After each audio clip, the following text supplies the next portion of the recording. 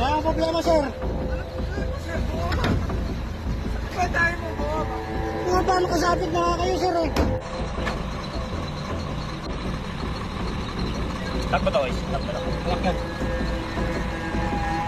Ay, problema mo, pre. Ano problema mo? Isang kontrobersyal na insidente ang naitala sa kalsada matapos umanong magwala ang isang lalaking hinihinalang nasa impluwensya ng alak habang nagmamaneho. Batay sa kumakalat na video, makikitang paulit-ulit na hinaharangan ng lalaki ang isang truck sa gitna ng kalsada. Ayon sa mga nakasaksi, tila wala ito sa tamang kondisyon habang nagmamaneho at nagdudulot na ng abala sa ibang motorista. Sa mga unang bahagi ng video, mapapansing sinusubukan ng truck na umiwas upang hindi na lumala ang sitwasyon. Ngunit sa halip na huminto, muli umanong hinarangan ng lalaki ang sasakyan. Eh, sir, oh. Nag-ano sila, oh.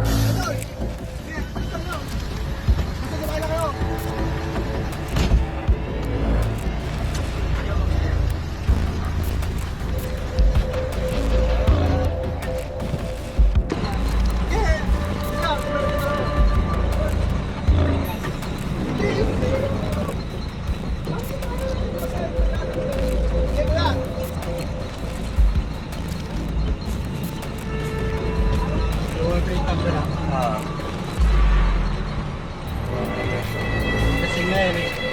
Kaya wala.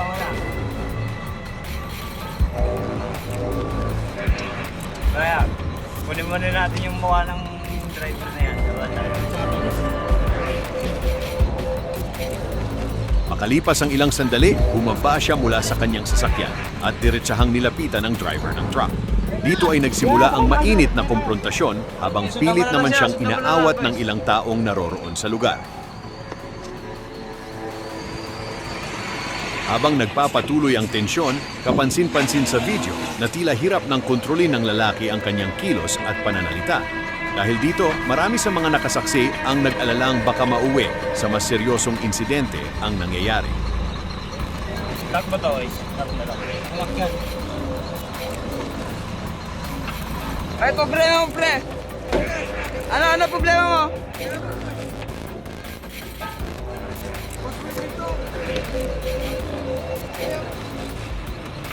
Ano problema mo, pre?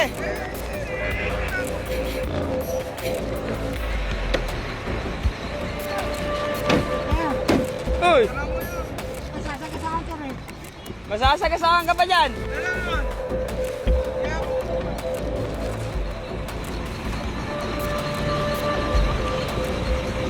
Pre, kunin mo na yung kasama mo.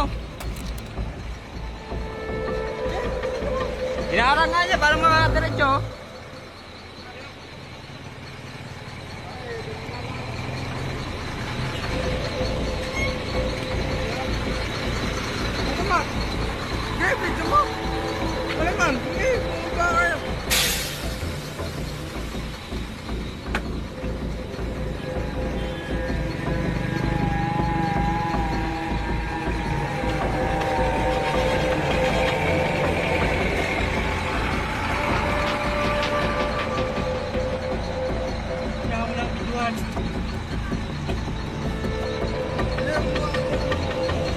Pre, alis mo na yun, nakakaabala ka.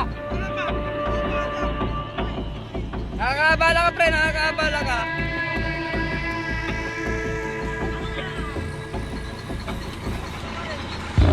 Kalaunan ay dumating ang isang pulis upang alamin ang sitwasyon. Ngunit sa halip na makipag-usap ng maayos, makikita sa video na agad umalis ang lalaki mula sa lugar. Eh, sir, sinabi ako, eh. Nagagalit pa. Buksan ko eh. Sinabi nga ako, sir, eh. Nagagalit, eh. Yeah, sir, eh.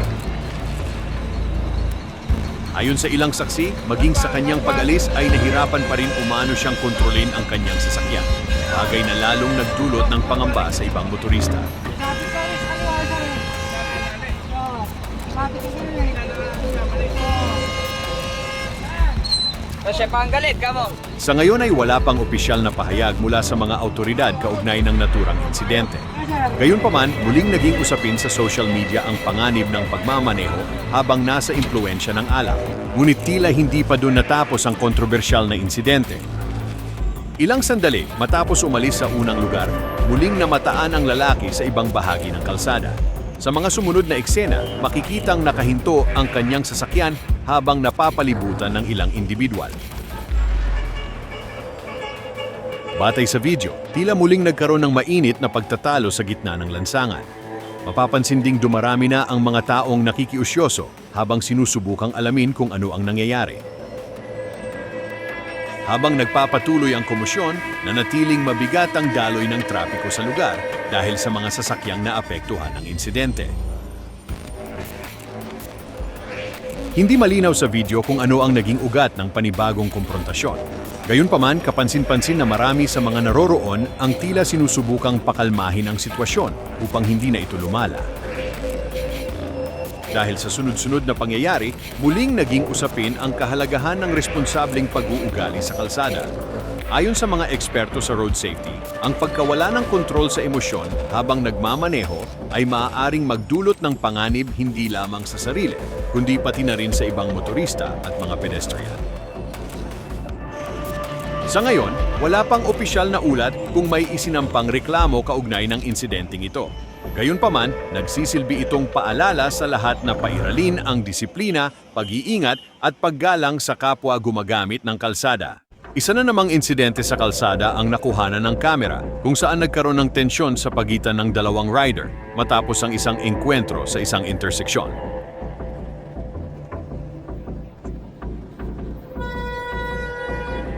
Sa mga unang segundo ng video, makikitang parehong huminto ang mga rider sa gilid ng kalsada matapos ang isang sitwasyon na tila nagdulot ng hindi pagkakaunawaan habang sila ay nasa biyahe. Kaya magalit. Galit ka pa. Kaya pala magalit ko, si pista nga gusto. Huwag ka magalit. Kaya nga, nagpista nga. Ano mo, huwag gagawin mo kung magalit ako. Kaya magalit. Kaya kayo mo para magagakitan. Hindi kasalanan ko. Oh, kasalanan mo, tapos gagawin mo, sasabihin mo sa akin, huwag ka magalit. Kaya huwag ka na nga magalit, boss. Pasensya na. Sorry ko, sasabihin mo, huwag kang magalit. Talaga na, ano ba tawag dito? Oo, ano tawag dyan? Oo, ang tawag dito. Bakit? Di mo kaya sabihin? Hindi ko ba? Tapos, ano magagawin mo? Ha? Sa ganitong mga sitwasyon, mahalagang pairalin ang mahinahong pag-uusap upang maiwasan ang paglala ng hindi pagkakaunawaan. Maraming insidente sa kalsada ang nagsisimula lamang sa simpleng pagkakamali, ngunit nauuwi sa mas seryosong alitan dahil sa matinding emosyon. Ayon sa mga road safety advocates, mahalagang panatilihin ang sapat na distansya, gumamit ng signal lights sa tamang oras, at maging alerto sa galaw ng ibang motorista upang maiwasan ang mga ganitong pangyayari. Sa kabutihang palad, walang nakitang pisikal na komprontasyon sa naturang video at tila nauwi lamang ito sa pag-uusap sa gilid ng kalsada. Muli itong nagsisilbing paalala sa lahat ng gumagamit ng kalsada na ang pasensya at respeto sa kapwa motorista ay mahalagang bahagi ng ligtas na pagmamaneho.